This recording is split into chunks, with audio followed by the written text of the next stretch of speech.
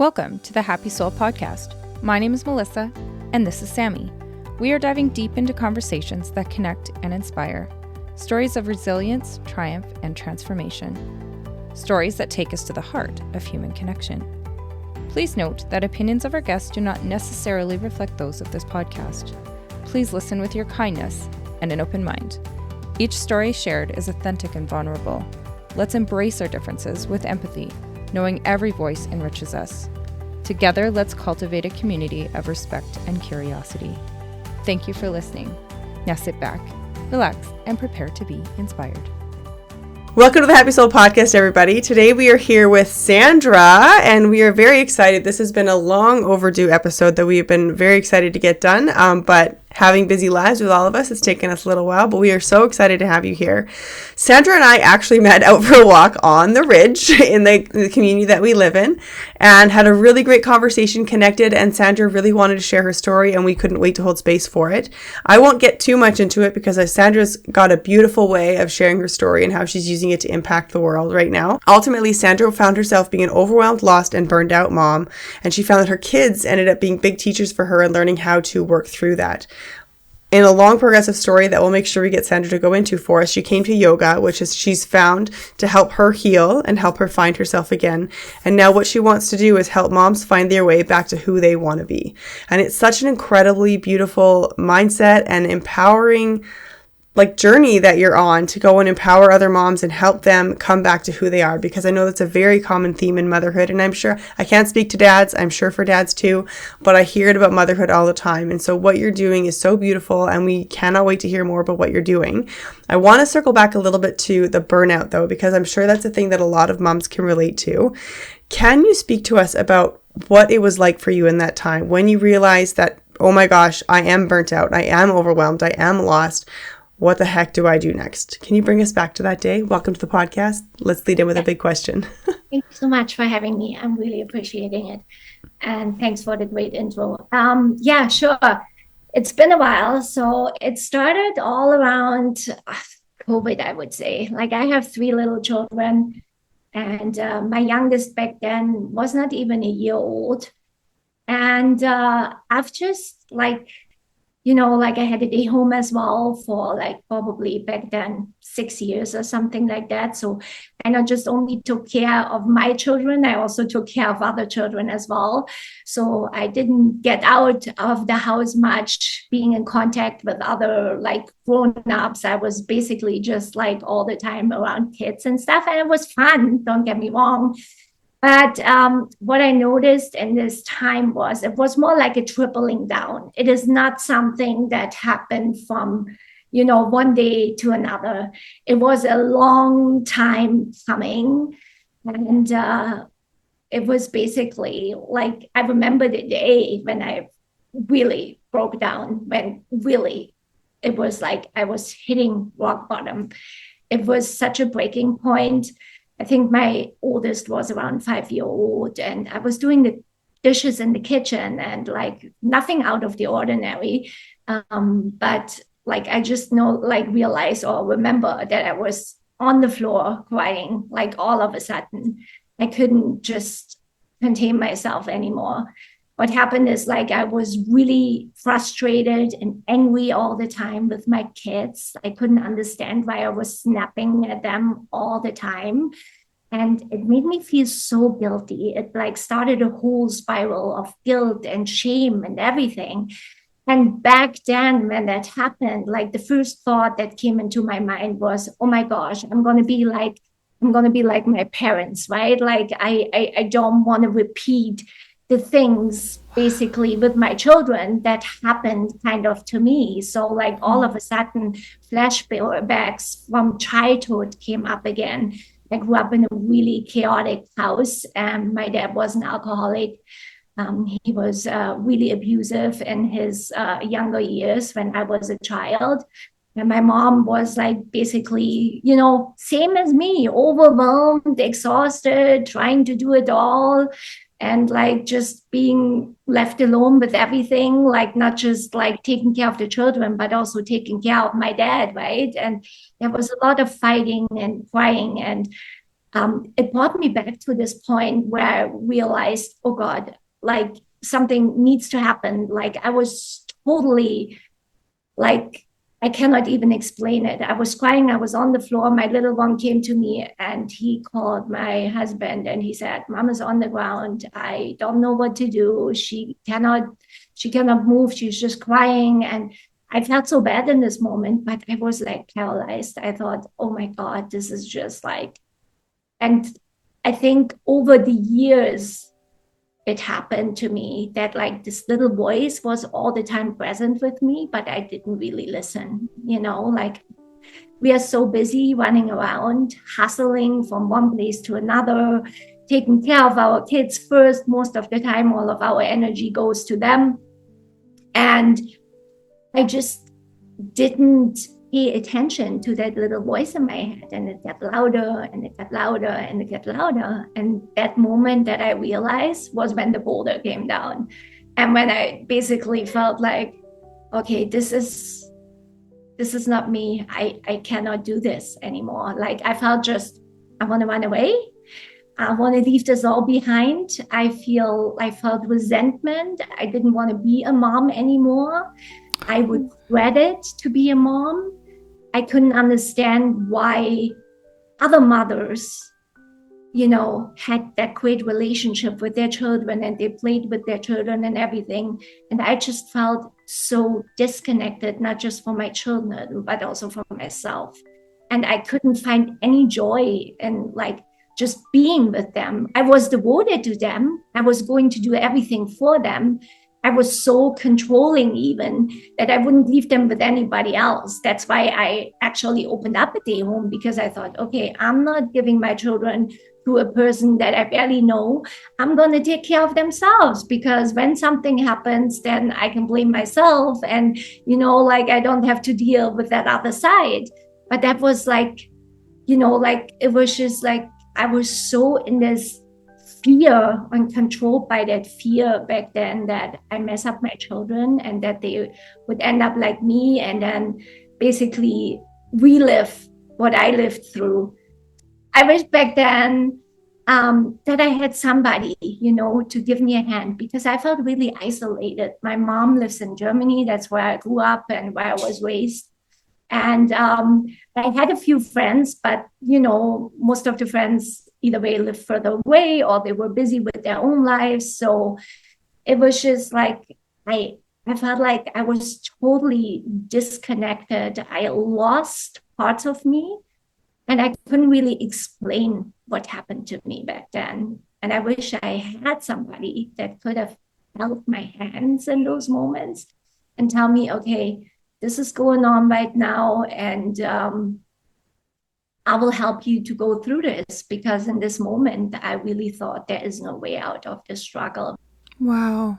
Oh, oof. I like so much of that I can resonate with, and so much of that just breaks my heart for the you that's sitting on the floor, and knowing that, unfortunately, I think it's really, really common, unfortunately, but that feeling, I mean, oh my gosh, I just have goosebumps, Sandra. So what was your first step? Like, what was your first, like you said, you had this realization that something needed to change. What was your first step? What did you do when you got off the floor? What was step one? Yes. So, well, that day I can't really remember much. I just remember that my little guy picked me up somehow, and that I calmed down somehow, like regulating myself. But I started with self-help books, like I just like read a few books. I think the first book that comes to mind that I actually read, it had nothing to do with yoga because I was not there yet, but I read the 5-second rule from Mel Robbins. And it was just like, I don't know how I came across that book, but it helped me actually to change a little bit of my routine, because I was always the person, like many moms, I think, say, I have no time for this. I have no time for myself, right? Like I wish I had even time to go to the bathroom by myself, because sometimes little kids cannot even, accept that you have needs to go. And you want to have some privacy with that, right? But I read that book and I was kind of like, okay, I have to change, I think, something with how my day starts. That came out of nowhere, right? And so she talked about that 5 second rule and how you basically make it out of bed, because I was always a person that woke up with my kids, either way when the kids were crying or something. And then it already felt you put your first step out of your bed and it felt like, okay, I cannot deal with this already. The morning starts already on the wrong foot, right? When you have that feeling. And she talked about how you can actually make that change and get up a little bit, like, earlier, or make it out of bed without pressing the snoozing button or whatsoever. So the first step that I did is I read that book, and then I put my cell phone in the bathroom instead of having it right next to my nightstand, where I was scrolling on social media at night and stuff like that, right? And then I had to get up actually when the phone was ringing, and I had to make my way out of bed. And I don't kid you, it took a little bit of time to get there because I was not ready to get up so early. I got up every single morning at 4 o'clock because my youngest one would get up around 6. And so I wanted to make sure, okay, I just have a shower and just do some stuff for myself in the morning before he comes and cries. And so it took a while, probably 2-3 weeks. And then I got used to it. I got up because it felt good that I got up and did something for me. And then all of a sudden, one day, I pulled out some old yoga tapes that I had, like DVDs, right? Because I was never really the person that enjoyed going into a studio. I felt not really safe there. And then while I was doing that for a while, probably a month or so, and I thought, okay, this could not be it. This is not yoga. I had no idea, right? But there was in a voice that was telling me there is something that I'm missing here. It's not about going in a warrior shape or something. I'm missing something. And then one day I found myself and I was sitting on the computer and I typed in how to become a yogi. And I think the reason why I typed that in was because I craved that calmness in my life. And I crave that solitude, when you see those pictures of yogis sitting there all meditating, all quiet, and nothing can disturb them. And, no storm can rock their boat. And I thought, that's what I want to do. So I looked it up and then I came across an online teacher training. And I thought, okay, I need to do this, but not I need to do this because I want to teach.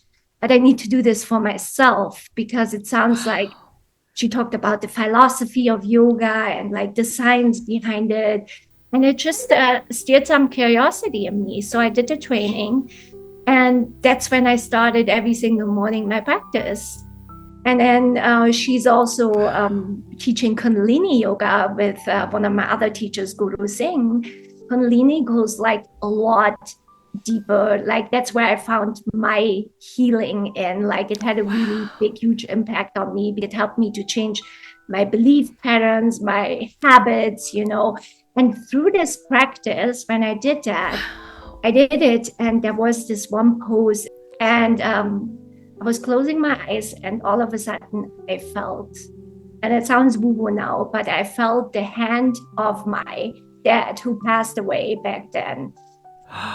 And I felt his presence, and not so much that I heard a voice, but I felt his presence. And all of a sudden there was this inner thing in me stirring up, okay, there is something here that you have missed on and something. And it was almost saying, you need to go a little bit deeper. There's something that you have missed. You need to continue with this practice. And through those practices, I really literally got back in touch with my inner child. And I so much all those flashbacks came back from childhood and all those beliefs that I had that were not really mine, but that were basically, how they sometimes say when we are children, we are sponges and we take everything in, right? And so basically when I grew up, for example, my mom, she was basically very overwhelmed. I would say she never rested at all. Like she was just constantly on the go, trying to balance work and, my father and all those kind of things. And I was a really angry child. So I don't know, like I say that now, but I think from my experience now, even it's more like, I was not afraid to show my emotions. Let's put it like this. I was really sensitive and I had no shame in throwing a hissy fit in front of people or outside of the house or like being angry or something like that, just like children do nowadays too, right? When we sometimes tell them to stop. And my mom was not different. And because her tank was empty too, she could not really deal with what I put her up to, right? So she told me like, oh, you're such a bad child. And I give you away and all those kind of things. Even though I know now that she didn't mean that because it was just how she reacted in the moment. Back then, that left a lot of turmoil in me and created some like deep wounds, like worthiness wounds, belonging wounds, like not even talking about my dad and the drinking and like the abusive behavior and us being not feeling safe. So on top of that, even a safety wound, right? So but I came all across this and I kind of was reliving it, but not in a bad way. Like I was just like observing kind of what happened to me and like I could really connect the dots through my practice as well, how this all happened and how this basically like made me believe that I could never be a good mother as well, right? So I had always this fear in my back that I would mess up my children because I didn't want them to go through the same stuff like I went through. And it was so impactful. And it helped me to, work with my anxiety and really deepen this healing journey and like facing the shadows and like all the dark sides of me. And I did therapy when my dad passed away because I felt this immense grief in myself that I was not able to help him, help him stop drinking. Like I kind of blamed myself for that a lot. And the therapy was not working for me at all.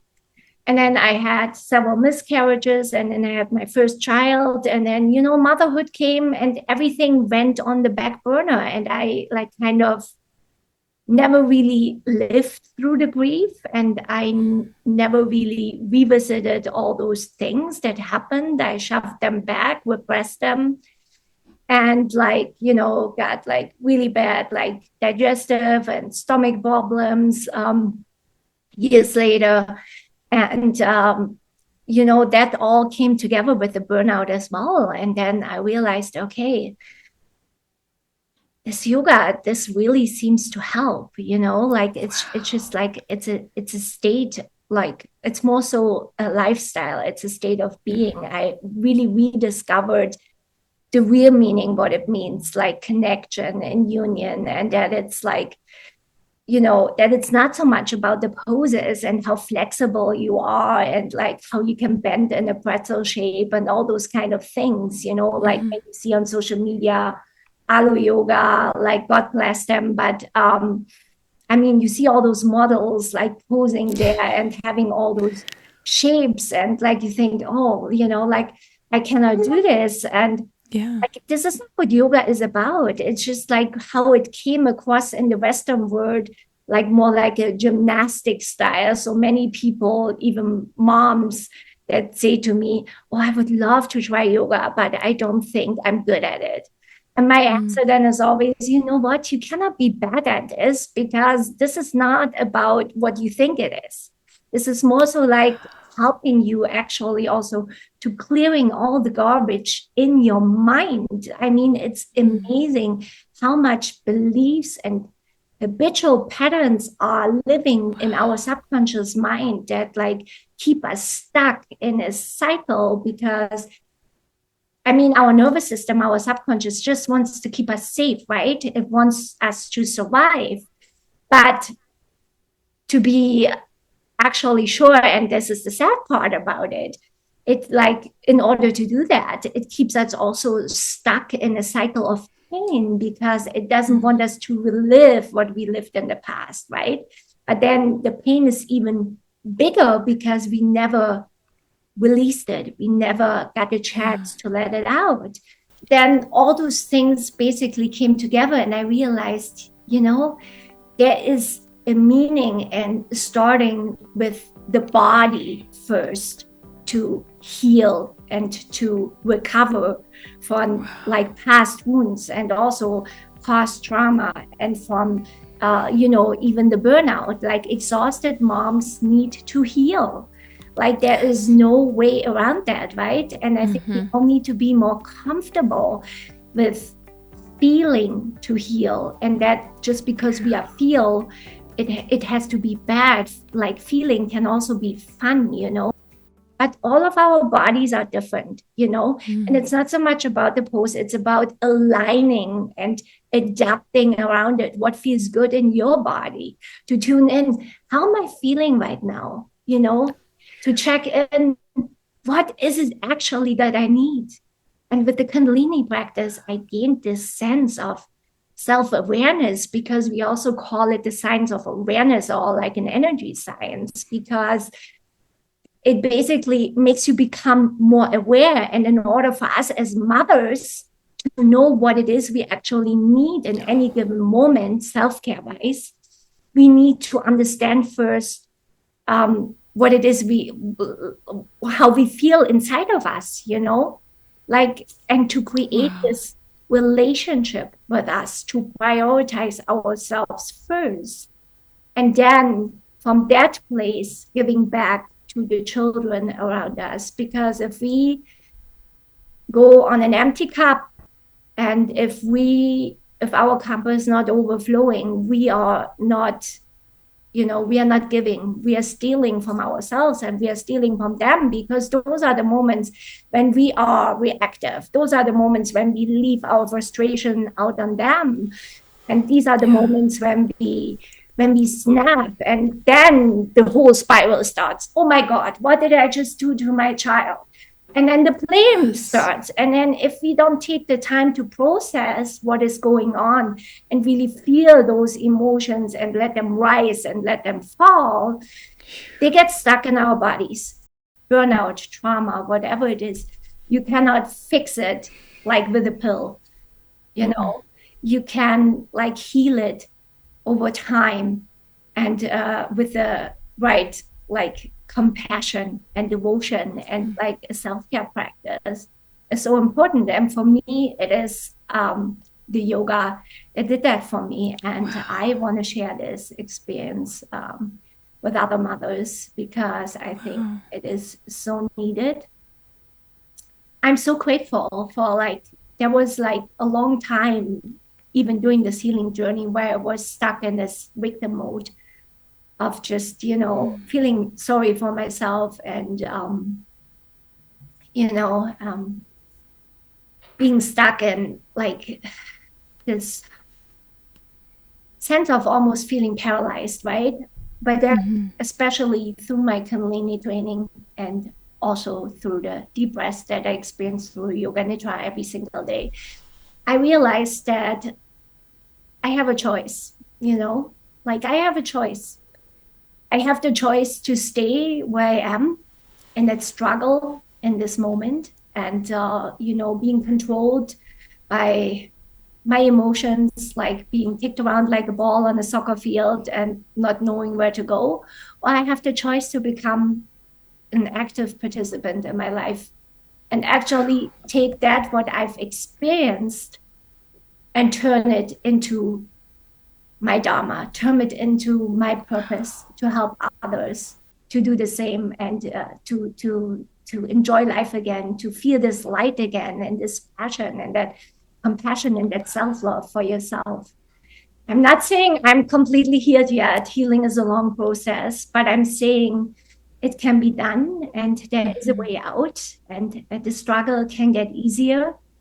And the community that I want to invite moms to really offers this place, to connect with each other, to connect with like-minded moms that go through the same problems, to use the practice together to uplift and empower each other, and to rediscover the things that we lost in motherhood or even longer before that.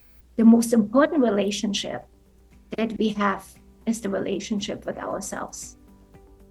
But isn't it funny, and isn't it really kind of a shame that we don't spend so much time with ourselves, like we take care like of other people. We spend all our time and energy into them. We even take on the stress of our partners and all those emotions. We take it all in, but we cannot find the time to just sit, even if it's just for a moment. You just need to find some time to really spend some time with yourself, to process what's going on in your life instead of processing what's going on in others.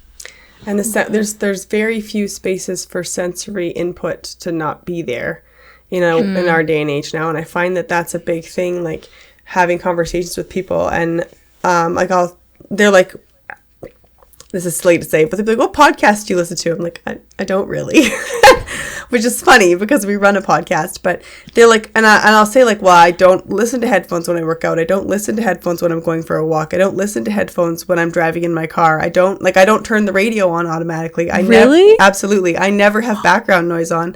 And I say this to people, and I'm not saying that to brag. I'm saying I didn't know otherwise. And people were like, I can't have silence. I have to have something playing on in the background all the time. It has to be music. It has to be a podcast. There has to be something happening.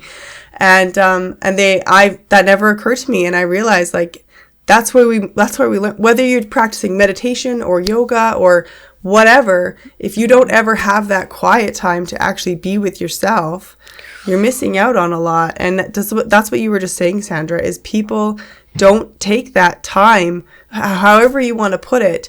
We're so full of sensory overload, and it can be good sensory overload. You can be learning, you can be listening to a learning school or whatever. It's not bad. But if you never take that internal time, people are afraid to be with their own thoughts a lot of the time. And I think that it's actually, like you said, it's so good to be with your own thoughts because you can learn so much about yourself. Yeah. So I think absolutely, that message that you have, you can hear your passion behind it. You can hear how much it means to you, how important, you can just I could feel it coming through the computer, how desperately you want to help other moms and impact them and make a difference in their lives. It's really, really beautiful, Sandra. I just want to say that. Thank you. Yeah. I also want to say that I love how you talk about your mother, specifically your parents, but I love how you talk about her and how you've connected your burnout to your past, but that you've also recognized that she was in her own burnout. I don't think I've ever heard anybody speak so compassionately before. That is a massive compassion to, like you said, to not be in victim mode anymore. Yeah. And to be looking at her like her own person. I just want to commend you for that. Yeah. I think that's really beautiful. We should all be so lucky that our children can be that compassionate when they're adults, I think that's really beautiful too. Thank you. Thank you so much. I want to ask you, Sandra, you were talking about there was a lot of beliefs that you had or things that you had happened to you as a child that you found you were almost starting to repeat in your own parenting journey. Can you speak on some of the things that you saw yourself doing or were being done to you that you saw the pattern about to repeat that you have completely transformed in your own parenting journey? Yeah. Well, the number one is basically, how we sometimes try to, like when our children just having those hissy tiny fits, that they cannot control because that's how they are built, right? They cannot cope with their emotions. But like for us as grown-ups, as always, like, the easy thing that we say, or that I said also is, oh, like, stop it, like, you're not allowed to do this right now, or like, you're a bad child, you are a bad child. And like, I think that bad child thing, that came for me up like the most of the time. And it just like, as soon as it came up, like during my journey, I realized you're doing the same thing. You are just repeating the same thing like your mother did to you. And, like I even like talked about, I'm going to go away and I'm not coming back, and all those kind of things, all those things we say in the heat of the moment, because let's face it, it's not just only the children that cannot cope with their emotions. We cannot most of the time cope with our emotions right now as well. I mean, like I just read another Mel Robbins book, which is the Let Them theory. And she explains how most of us, or most of grown-ups, are actually also more like reacting like little idiots, when it comes to our emotional stuff going on. I mean, we expect our children to, like have it all together, but we don't have it all together as well, right?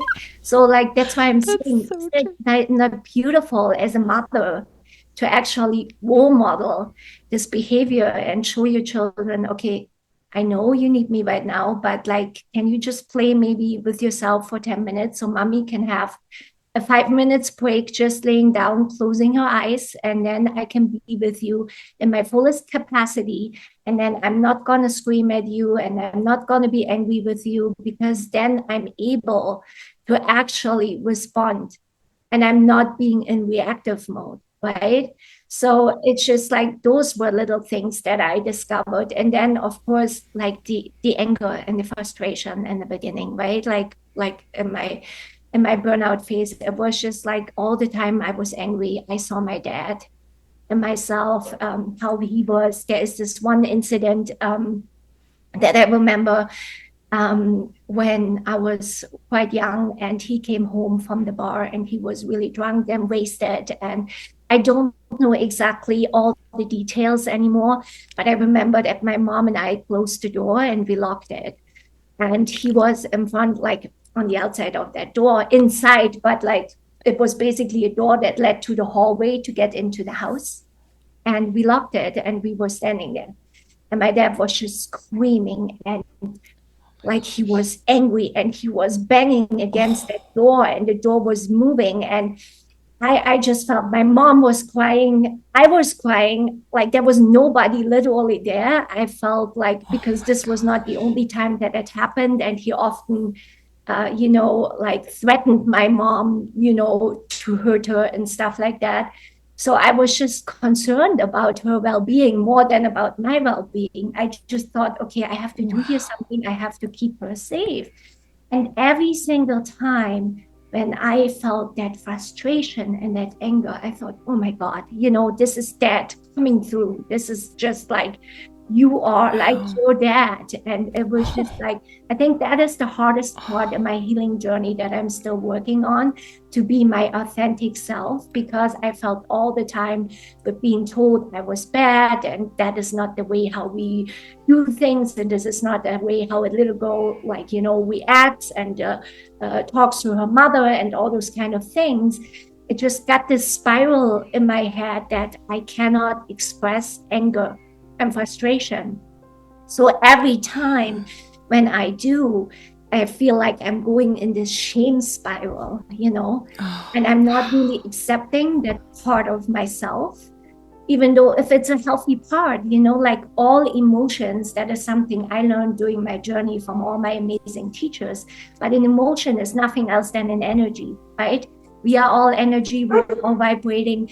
And like an emotion is nothing else than an energy. So we always like to talk into terms of negative and positive emotions, but there is no such thing. An emotion is just an emotion, like an anger can also be a catalyst for you to move you forward. Yes. And like alchemize that anger and frustration and bring it into something different, to change it into the opposite, and for me that was really hard. And I just recently, like 3 months ago, started actually EMDR therapy.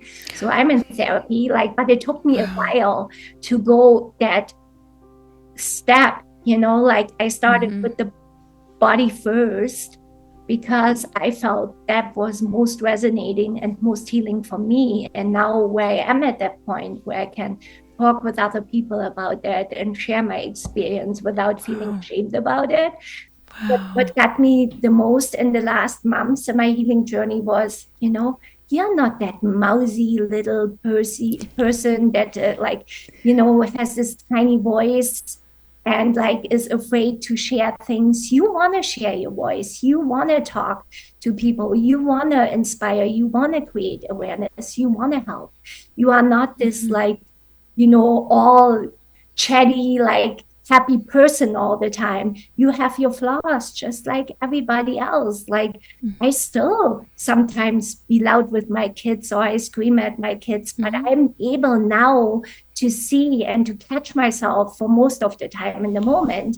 And then I also have, that ability to go to them and say, the way mommy just, behaved right now, that was not right. And I apologize, and I'm very sorry. And I just felt so exhausted, and I was so tired and frustrated. And then we talk about it, and then they're okay with that. But that is something I never heard from my parents, never ever. It's just those were things we were not talking about. I grew up in Germany, so coming here to Canada, and everybody is telling each other, I love you and stuff like that. It's not how our culture, I don't know if it's now this way, but when I grew up, it was not that way, that your parents told you all the time, I love you, or that you told your parents, I love you.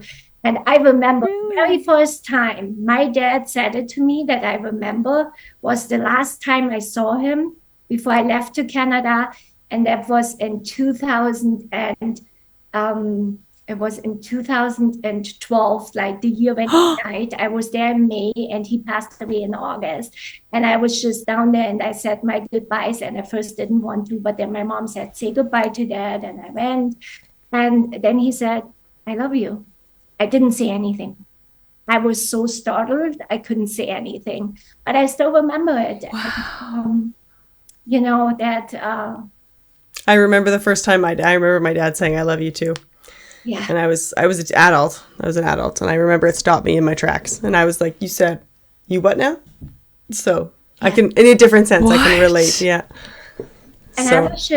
I was just so I couldn't say anything back. And I was so amazed that he said that to me because, my mom was often so tired about him, and also afraid when he came home drunk and stuff, and she was just there was a lot of fighting going on. And like I said, so much chaos and screaming and all those kind of things. And I just said to him several times when I was older, and I stopped basically trying to save him, and I felt more embarrassed about his behavior, and I barely talked to him and those kind of things. But I said to him, if you continue doing this and mom dies before you do, I will never, ever forgive you in my entire life. And this stayed with me. And when he said that he loved me back then, I thought, okay, this is big. This is huge, right? And then a couple of years, I think 3 years ago or something, I had actually a call with a medium who I studied with Dharma coaching, and she offered me to, have a session. And we didn't talk about who we want to talk to or anything. And I didn't tell her much about my journey. And of course, we invited my dad in. And I think that helped me also in my journey, with the shame and the guilt, because we really had a conversation there about that it was not my fault that he couldn't stop drinking, that he had his own baggage to share from his childhood, that he had childhood wounds just like my mother had as well. But I feel so empowered and so thankful to them because I'm the person that gets to change this around, this intergenerational trauma, And when I was a little child and my parents were fighting, the one thing I went to was my room. And I retreated there and I closed my door.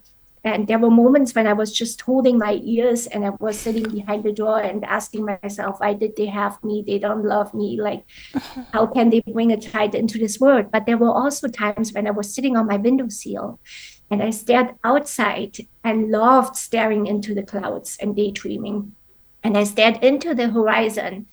And staring into that horizon, I knew that on the other side of that horizon was a different future for me. And there was something how I can actually help change and get out of this. And like, I never felt really home. Like I never felt that belonging. I had that belonging wound as well.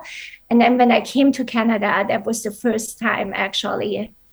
I lived in the mountains. I lived in Banff for like 4 years. And that was all the first time where I felt actually at home.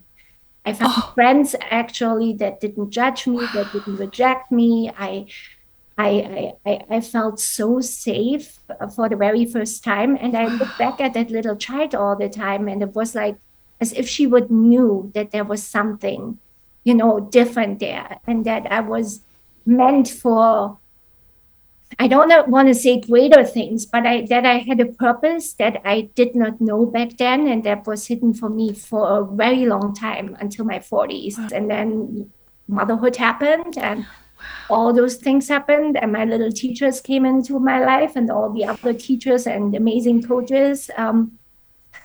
The main vision of everything coming together with creating this community came to me when I actually did a course with one of my favorite teachers and mentors, Katrina. And I did a trauma conscious yoga course with her. And I remember the last session, I broke into tears and I just was so grateful for everything because finally it seemed like everything made sense. Everything kind of came together like puzzle pieces. And I found my purpose in helping others. And, it's amazing how all those little tiny things that sometimes you thought are the end of the world actually ended up being such a big piece in your life. Like it's almost like putting all the pieces, the broken pieces together and create something bigger and better out of it, right? Yeah. So absolutely. Yeah. Like a mosaic. Exactly. I love that so much. So are you teaching now? At the moment, I'm just really busy getting all the technicalities together, getting the platform running, because for a very long time, I did not know what to use because I'm not going to teach in person. This community will be a virtual community. So this is for now that I want to create this virtual community. And my bigger vision is to eventually create a retreat center for burned out moms. I want to ask you, if you could go back to the girl on the floor now, like if you could go back and talk to her, what would you say to her now? Well, that's a really good question. I would probably say you are not a failure. You are not cut out to be a good mom. And I would say to her that in every darkness, there's light. And I would say to her, it might not be an easy journey, but it's worth the while. And you will discover so many pieces of you that you haven't even noticed or even remembered, right? And that there is a way out. And that it's not a one-day pill, but it's a commitment towards yourself and, giving yourself grace. I couldn't agree more. Yeah. I couldn't agree more. I think that's such great advice. Yeah. And I know that there's going to be mothers out there, a lot of mothers out there that can resonate with your story. And we might not all come from the same background. We all have our own backgrounds. Yes. But there's something about motherhood that binds us all together. There's something about it that I think that everybody will be able to take something from your story and from the way that you've been able to heal. And I think it's just so beautiful. And I really do feel like you are doing wonderful things. How do people find you? So at the moment, people can find me on my Instagram. So it's at Unwind Bliss with Sandra. Okay. We haven't still published our website yet, which is our platform for people to sign up for the membership and eventually become a founding member with special perks as well. But we are getting there, I think, in the next couple of weeks or so. And I will post that on Instagram when it's the time. We are also in the midst of creating a YouTube channel. Cool. And I'm more than excited to announce that I will also start a podcast. Fun. Oh, I'm excited for you. This is going to be wonderful. Thank you. So many exciting things happening and so many different avenues that you're going to be able to reach people and inspire people and help them. And I think that's wonderful. Yeah. And I'm really grateful. We're really grateful for you spending your time with us this evening and chatting with us and sharing with us your story and sharing with us your journey into this healing. It is really, really amazing. Yeah, it really is. You really can hear how passionate you are about this. So, and I think that passion is going to make a massive impact in so many people's lives, for sure. Thank you so much for joining us today. We hope you enjoyed it as much as we did. To help support the growth of this podcast, please feel free to leave us a review, follow us on socials, or recommend us to your friends. Your support honestly means the world to us. With love, Sammy and Melissa.